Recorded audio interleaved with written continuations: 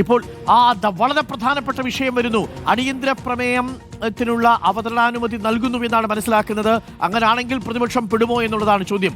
108 ഉദ്യോഗസ്ഥരെയാണ് ഈ സർക്കാരിന്റെ കാലത്ത് മാത്രം സസ്പെൻഡ് ചെയ്തത്.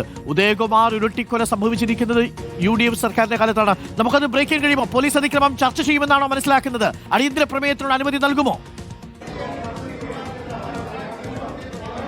അരുൺ, അടിയന്തര പ്രമേയം ചർച്ച ചെയ്യാൻ സർക്കാർ സമ്മതിച്ചു. അടിയന്തര പ്രമേയ നോട്ടീസ് അല്പസമയം മുമ്പ് സഭ പരിഗണിച്ച സമയത്ത് മുഖ്യമന്ത്രി പിണറായി വിജയൻ ഈ വിഷയം ചർച്ച ചെയ്യാൻ സർക്കാർ സന്നദ്ധമാണ് എന്ന് അറിയിക്കുകയായിരുന്നു. ഏത് സമയത്താണ് ചർച്ച എന്ന് ഉച്ചയ്ക്ക് 12 മണിക്ക് മുതൽ ചർച്ച തുടങ്ങും എന്നാണ് സർക്കാർ സഭയെ അറിയിച്ചിരിക്കുന്നത്. അതായത് നമ്മൾ നേരത്തെ പറഞ്ഞതുപോലെ സർക്കാരിന്റെ ഭാഗത്തു നിന്ന് അത്തരം ചില നീക്കങ്ങൾ നടക്കുന്നുണ്ട് എന്ന വിവരം രാവിലെ തന്നെ നമുക്ക് ലഭിച്ചിരുന്നു. കാരണം സർക്കാർ ഇതിൽ കാണുന്ന പ്രധാനപ്പെട്ട കാര്യം മുഖ്യമന്ത്രി പിണറായി വിജയനും മന്ത്രിമാർക്കും കുറച്ചധികം, അതായത് മുഖ്യമന്ത്രിക്ക് എത്ര സമയം വേണമെങ്കിലും എടുത്ത് ഇതിൽ മറുപടി പറയാൻ കഴിയും. നിലവിൽ പ്രതിക്കൂട്ടിലാണ് കസ്റ്റഡി ആക്രമണവുമായി ബന്ധപ്പെട്ട് സുജിത്തിന്റെ കേസുണ്ട്, പീച്ചി പോലീസ് സ്റ്റേഷനിലെ കേസടക്കമുള്ള നിരവധി കേസുകളുണ്ട്. ഈ സമയത്ത് സർക്കാർ പ്രതിക്കൂട്ടിൽ നിൽക്കുന്ന ഒരു സന്ദർഭമാണ് നിലവിൽ സംസ്ഥാനത്തുള്ളത്. പക്ഷേ ആ സന്ദർഭം നിയമസഭയിൽ ചർച്ച ചെയ്ത് സർക്കാരിന് പറയാനുള്ള കാര്യങ്ങൾ പൊതുജനങ്ങളിൽ എത്തിച്ച് അതിലൊരു ക്ലാരിറ്റി വരുത്തി സർക്കാരിനെതിരെ നിൽക്കുന്ന നിലപാടുകൾ മാറ്റാം എന്ന് സർക്കാർ വിചാരിക്കുന്നു. അതുകൊണ്ടാണ് ഇത്ര സർക്കാർ പ്രതിക്കൂട്ടിൽ നിൽക്കുന്ന ഒരു വിഷയമായിട്ട് പോലും അടിയന്തര പ്രമേയ നോട്ടീസ് പ്രതിപക്ഷം നൽകിയപ്പോൾ അത് ചർച്ച ചെയ്യാമെന്ന നിലപാട് മുഖ്യമന്ത്രി കൂടിയായ ആഭ്യന്തര വകുപ്പിന്റെ ചുമതല കൂടിയായ പിണറായി വിജയൻ എടുത്തിരിക്കുന്നത്. ഇത് പ്രതിപക്ഷത്തിനും ഇത് ചർച്ച ചെയ്യാൻ അനുവദിക്കും എന്നൊരു സൂചന പ്രതിപക്ഷത്തിനും ഉണ്ടായിരുന്നു. നമ്മൾ രാവിലെ റോജി എം ജോൺ അടക്കമുള്ള ആളുകളോട് സംസാരിച്ചപ്പോൾ അവരും ഇത് പ്രതീക്ഷിച്ചിരുന്നതാണ്. അതുകൊണ്ട് പ്രതിപക്ഷത്തെ സംബന്ധിച്ചും അവരും ഈ ചർച്ച നടക്കുമ്പോൾ അവരുടെ വാദങ്ങൾ പറയാൻ തയ്യാറായിട്ട് തന്നെ വന്നിട്ടുണ്ട് എന്നാണ് പ്രതിപക്ഷ നേതാവിന്റെ ഓഫീസിലും റോജി എം ജോണിനോടുമൊക്കെ സംസാരിച്ചപ്പോൾ മനസ്സിലായത്. പ്രതിപക്ഷത്തെ സംബന്ധിച്ചും അപ്രതീക്ഷിതമല്ല തീരുമാനം. പക്ഷെ സ്വാഭാവികമായും സാധാരണഗതിയിൽ നിയമസഭയുടെ നടപടിക്രമങ്ങൾ നോക്കുമ്പോൾ ഭരണപക്ഷം പ്രതിസന്ധിയിൽ നിൽക്കുന്ന വിഷയങ്ങളിൽ ചർച്ച ചെയ്യുന്നത് വളരെ കുറവാണ്. ഇപ്പോൾ ഈ നിയമസഭയുടെ കാലാവധിയിൽ ഈ മുഖ്യമന്ത്രിയുടെ ഈ പിണറായി വിജയന്റെ രണ്ടാം സർക്കാരിന്റെ കാലാവധി വരുമ്പോൾ 12ാമത്തെ അടിയന്തര പ്രമേയ നോട്ടീസാണ് ചർച്ചയ്ക്കെടുക്കുന്നത്. കഴിഞ്ഞ സമ്മേളനം വരെ 11 എടുത്തിരുന്നു. ഇന്ന് 12 എടുക്കുന്നു. 12ാമത്തേലേക്ക് ചർച്ചയിലേക്ക് പോകുന്നു. ഒരു നിയമസഭയുടെയും ചരിത്രത്തിൽ ആ നിയമസഭാ സമ്മേളന കാലയളവിൽ 12 അടിയന്തര പ്രമേയ നോട്ടീസുകൾ ചർച്ചയ്ക്കെടുത്ത ഒരു സന്ദർഭമില്ല. പക്ഷേ ഈ ചർച്ച ഇതിനു മുമ്പ് എടുത്തതൊക്കെ കുറെ കൂടി സേഫായ, സർക്കാരിന് കുറച്ചുകൂടി കാര്യങ്ങൾ പറയാനുള്ള, പ്രതിപക്ഷത്തെ അടിച്ചിരുത്താനുള്ള വിഷയങ്ങളിലായിരുന്നു കൂടുതൽ എടുത്തതെങ്കിൽ ഈ വിഷയം ഒറ്റനോട്ടത്തിൽ സർക്കാർ പ്രതിക്കൂട്ടിൽ നിൽക്കുന്ന ഒരു വിഷയത്തിൽ അതിൽ തങ്ങൾക്ക് കുറച്ച് കാര്യങ്ങൾ പറയാനുണ്ട് എന്ന് വ്യക്തമാക്കുകയാണ് ചർച്ചയ്ക്കെടുക്കാനുള്ള തീരുമാനം. ഉച്ചയ്ക്ക് 12 മണി മുതൽ ചർച്ച തുടങ്ങും. പ്രധാനമായും ഈ സംഭവങ്ങളെല്ലാം ഒറ്റപ്പെട്ട സംഭവങ്ങളാണ് എന്ന് പറയാനായിരിക്കും സർക്കാർ ശ്രമിക്കുക. ഇന്നലെ അതിന്റെ സൂചന LDF യോഗത്തിൽ മുഖ്യമന്ത്രി പിണറായി വിജയൻ നൽകിയിരുന്നു. ഒറ്റപ്പെട്ട സംഭവങ്ങളെ മാധ്യമങ്ങൾ ഊതി വീർപ്പിക്കുകയാണ്. അതിനൊപ്പം പ്രതിപക്ഷം കൂടുകയാണ്. സർക്കാർ ഇക്കാര്യത്തിൽ സർക്കാരിന് മറച്ചുവെക്കാൻ ഒന്നുമില്ല. 2023 ലോക്കപ്പ് മർദ്ദനം സുജിത്തിനുണ്ടായി. അതിന്റെ CCTV ദൃശ്യങ്ങൾ വന്നു. അന്ന് മർദ്ദനമുണ്ടായ സമയത്ത് തന്നെ നുഹ്മാൻ അടക്കമുള്ള 4 പോലീസ് ഉദ്യോഗസ്ഥർക്കെതിരെ നടപടി എടുത്തു. എന്നിട്ട് അന്ന് നടപടി എടുത്തു എന്ന് പറഞ്ഞ് മിണ്ടാതിരിക്കുകയല്ല ഈ സർക്കാർ ചെയ്തത്. പകരം കുറ്റക്കാരായ ഉദ്യോഗസ്ഥർക്കെതിരെ സസ്പെൻഷൻ നടപടിയെടുത്തു. അവരെ പിരിച്ചുവിടുന്നതിനടക്കമുള്ള നടപടിക്രമങ്ങളിലേക്ക് സർക്കാർ പോവുകയാണ് എന്നതാണ് ഇന്നലെ LDF യോഗത്തിൽ മുഖ്യമന്ത്രി പിണറായി വിജയൻ പറഞ്ഞത്. അത് കൃത്യമായി തന്നെ പറഞ്ഞു. നടപടിക്രമങ്ങൾ പൂർത്തിയാക്കിയതിനു ശേഷം പിരിച്ചുവിടണമെങ്കിൽ കുറ്റക്കാരായ ഉദ്യോഗസ്ഥരെ പിരിച്ചുവിടാനുള്ള ഒരു തീരുമാനം തന്നെ സർക്കാരിനുണ്ട് എന്ന് ഇന്നലത്തെ LDF യോഗത്തിൽ മുഖ്യമന്ത്രി പിണറായി വിജയൻ പറഞ്ഞിരുന്നു. ഏതാണ്ട് അക്കാര്യങ്ങൾ ആവർത്തിക്കുകയായിരിക്കും മറുപടി പ്രസംഗത്തിൽ നടക്കുക എന്ന് മാത്രമല്ല, പ്രതിപക്ഷം പ്രതിരോധത്തിലാണെങ്കിൽ പോലും ഈ മറുപടി പ്രസംഗത്തിൽ ഓരോ പാർട്ടിയിലെ ഓരോ കക്ഷികളെയും കുറേയധികം MLA-മാർക്ക് സംസാരിക്കാൻ സമയമുണ്ട്.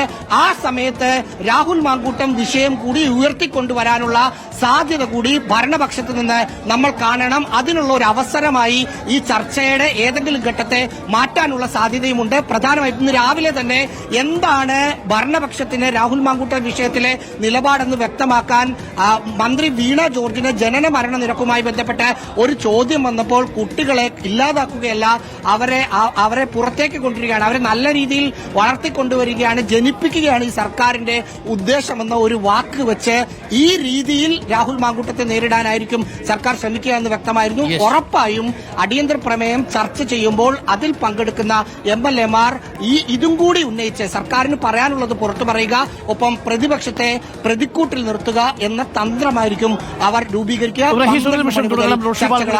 റോഷിപാൽ, ചോദ്യോത്തര വേളയിൽ തന്നെ ആരോഗ്യവകുപ്പ് മന്ത്രി ഒരു ചോദ്യത്തിന് കുഞ്ഞുങ്ങളെ ചേർത്തു പിടിക്കുന്ന സർക്കാരാണ് ഇതെന്ന് എന്ന് ഒരു ഒളിയമ്പ് രാഹുൽ മാങ്കൂട്ടത്തിനെതിരെ എഴുതിയിട്ടുണ്ട്. ഇനിയിപ്പോ 2 മണിക്കൂർ പോലീസ് അതിക്രമവുമായി ബന്ധപ്പെട്ട ചർച്ച തുടങ്ങുമ്പോൾ ഭരണപക്ഷത്തെ അംഗങ്ങൾ ഈ രാഹുൽ മാങ്കൂട്ടത്തിൽ വിഷയവുമായി ബന്ധപ്പെട്ടുകൊണ്ട് തന്നെ ചില പരാമർശങ്ങൾ നടത്തിക്കൊണ്ടായിരിക്കുമല്ലോ സ്വാഭാവികമായിട്ടും സംസാരിക്കാനുള്ള സാധ്യതയുള്ളത്. മാത്രവുമല്ല, പ്രതിപക്ഷം ഭരണപക്ഷത്തെ പ്രതിക്കൂട്ടിലാക്കുമെന്ന് കരുതിയ വിഷയമാണ് കസ്റ്റഡി മർദ്ദനം. അതിന് സർക്കാർ ആ വിഷയത്തിൽ തന്നെ ഈൽഡ് ചെയ്യുന്നു. ഈ സർക്കാരിന്റെ കാലത്ത് 12ാമത്തെ അടിയന്തര പ്രമേയത്തിനാണ്, ഒരുപക്ഷെ അതിൽ സർവകാല റെക്കോർഡ് ഇടുകയാണ് ഈ സർക്കാർ എന്നാണ് കരുതുന്നത്. അതിൽ 2 മണിക്കൂർ ഈ വിഷയം സഭ നിർത്തിവെച്ച് ചർച്ച ചെയ്യാം എന്ന് ഭരണപക്ഷം പറയുമ്പോൾ ഭരണപക്ഷത്തിന് ഈ വിഷയത്തിൽ പറയാനുള്ളതിന്റെ ആത്മവിശ്വാസത്തെയാണോ അത് സൂചിപ്പിക്കുന്നത്? പ്രതിപക്ഷം ഭരണപക്ഷത്തെ നിർത്തിപ്പൊരിക്കുമെന്ന് കരുതിയെടുത്തു നിന്ന് കാര്യങ്ങൾ മാറുകയാണോ? ഭരണപക്ഷം ആത്മവിശ്വാസത്തോടുകൂടി അടിയന്തര പ്രമേയം ചർച്ച ചെയ്യാൻ പോകുമ്പോൾ എന്തായിരിക്കും മനസ്സിൽ കണക്ക് കൂട്ടുന്നത്? എന്താണ് തന്ത്രം? അരുൺകുമാർ, പ്രതിപക്ഷത്തെ സംബന്ധിച്ചിടത്തോളം ഈ നിയമസഭാ സമ്മേളനത്തിലെ വജ്രായുധമാണ് ഈ കസ്റ്റഡി മർദ്ദനം. അത് കുന്നംകുളം പോലീസ് സ്റ്റേഷനിൽ VS സുജിത്ത് എന്ന യൂത്ത് കോൺഗ്രസ് നേതാവിനെ മർദ്ദിച്ച സംഭവം ചൂണ്ടിക്കാട്ടി റോജി M. ജോൺ നോട്ടീസ് നൽകുമ്പോൾ പീച്ചി പോലീസ് സ്റ്റേഷനിലും സംസ്ഥാനത്ത് വിവിധ പോലീസ് സ്റ്റേഷനുകളിൽ നടത്തിയ കസ്റ്റഡി മർദ്ദനങ്ങളും പോലീസ് അതിക്രമങ്ങളും സ്വാഭാവികമായും സഭയ്ക്കകത്തേക്ക് കൊണ്ടുവരാൻ തന്നെയാണ് പ്രതിപക്ഷം ലക്ഷ്യമിട്ടത്. മാത്രവുമല്ല, ആവശ്യമെങ്കിൽ അത് ശക്തമായി പ്രതിഷേധിച്ച് സഭയ്ക്കകത്ത് ഈ കൃത്യമായ ഒരു ശബ്ദമുയർത്തുക എന്ന് തന്നെയായിരുന്നു. ആ ഒരു നീക്കമാണ് ഇപ്പോൾ പൊളിഞ്ഞത്. സർക്കാർ ഇതിലൂടെ ഉദ്ദേശിക്കുന്നത് അടിയന്തരാവസ്ഥ കാലം മുതൽ ഇങ്ങോട്ട് കോൺഗ്രസ് സർക്കാരിന്റെ കാലത്തുണ്ടായ കസ്റ്റഡി മർദ്ദനങ്ങളും പീഡനങ്ങളും ഈ നിയമസഭയ്ക്കകത്ത് ഉന്നയിക്കുക, വീണ്ടും ആ വിഷയം ചർച്ചയാക്കുക എന്ന് തന്നെയാണ്. അതുവഴി മുൻ കോൺഗ്രസ് മുഖ്യമന്ത്രിമാർ, മുൻ കോൺഗ്രസ് നേതാക്കളുടെ അടക്കമുള്ള അവരെയൊക്കെ മോശമായി ചിത്രീകരിക്കാൻ, അവരുടെയൊക്കെ നിലപാടുകൾ, അവരുടെയൊക്കെ ധാർമ്മിക നിലപാടുകൾ അത് കൃത്യമായി ചിത്രീകരിക്കാൻ വേണ്ടിയുള്ള ഒരു ശ്രമം നടക്കും. അത് അടിയന്തരാവസ്ഥ കാലത്ത് പീഡനം ഏറ്റുവാങ്ങിയ മുഖ്യമന്ത്രി പിണറായി വിജയൻ അടക്കം VS അച്യുതാനന്ദന്റെ സാഹചര്യം, അങ്ങനെ തുടങ്ങിയ ഓരോ നേതാക്കളും അവർ ആ കാലത്ത് അനുഭവിച്ച പ്രശ്നങ്ങൾ, ആ കാലത്ത് അനുഭവിച്ച ക്രൂരമായ പീഡനങ്ങൾ ഒന്നൊന്നായി സഭയ്ക്കകത്തേക്ക് എത്തിക്കാനുള്ള ഒരു നീക്കമാണ് ഇപ്പോൾ സർക്കാരിന്റെ ഭാഗത്തുനിന്നുണ്ടാകുന്നത്. മാത്രവുമല്ല, ഏറ്റവും ഒടുവിൽ കഴിഞ്ഞ ഉമ്മൻചാണ്ടി സർക്കാരിന്റെ കാലഘട്ടത്തിൽ നടന്ന പോലീസ് മർദ്ദനങ്ങൾ അടക്കം ചർച്ചയാകും. ആ ഘട്ടത്തിൽ ഉണ്ടായ പോലീസ് മർദ്ദനങ്ങളുമായി ബന്ധപ്പെട്ട ചിത്രങ്ങളും ദൃശ്യങ്ങളും അടക്കം കഴിഞ്ഞ കാലങ്ങളിൽ പ്രചരിപ്പിക്കുന്നുണ്ടായിരുന്നു. സ്വാഭാവികമായി അത് വരും. അതിനപ്പുറത്തേക്ക് ഈ സുജിത്തുമായി ബന്ധപ്പെട്ട് നടന്ന മർദ്ദനത്തിൽ കൂടുതൽ വിശദീകരണം നൽകാനുള്ള ശ്രമം മുഖ്യമന്ത്രിയുടെ ഭാഗത്തുനിന്നുണ്ടാകും.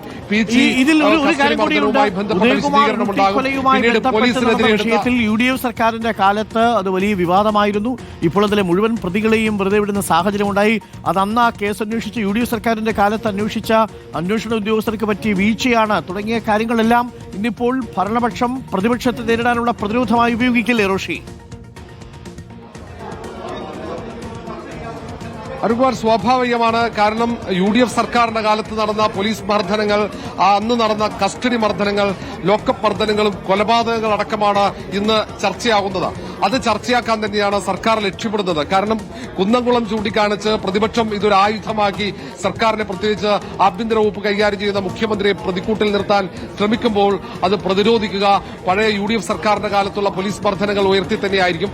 അതിനൊപ്പം സ്വാഭാവികമായും ഈ ഘട്ടത്തിൽ രാഹുൽ മാങ്കൂട്ടത്തിൽ വിഷയം കൂടി പ്രതിപാദിക്കാനുള്ള ശ്രമം ഭരണകക്ഷി അംഗങ്ങളുടെ ഭാഗത്തുണ്ടാവും. സംസാരിക്കുന്നവരുടെ പട്ടിക അല്പസമയത്തിനകം തന്നെ പുറത്തുവരും. ആ ഘട്ടത്തിൽ നമുക്ക് മനസ്സിലാക്കാം. ഇനി അങ്ങോട്ട് ആ വിഷയം കൂടി പതുക്കെ സഭയ്ക്കകത്തേക്ക് പ്രതിപക്ഷത്തിനെതിരെ ഒളിയം പെയ്തുകൊണ്ട് പോകും. അതിന്റെ തുടക്കം നമ്മൾ കണ്ടതാണ്.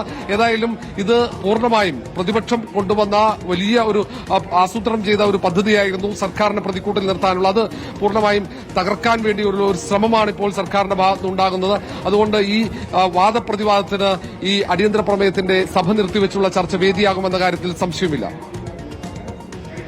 ഇപ്പോൾ റോഷിപാലും റഹീസ് റഷീദുമാണ് വിവരങ്ങൾ നൽകിക്കൊണ്ടിരിക്കുന്നത്.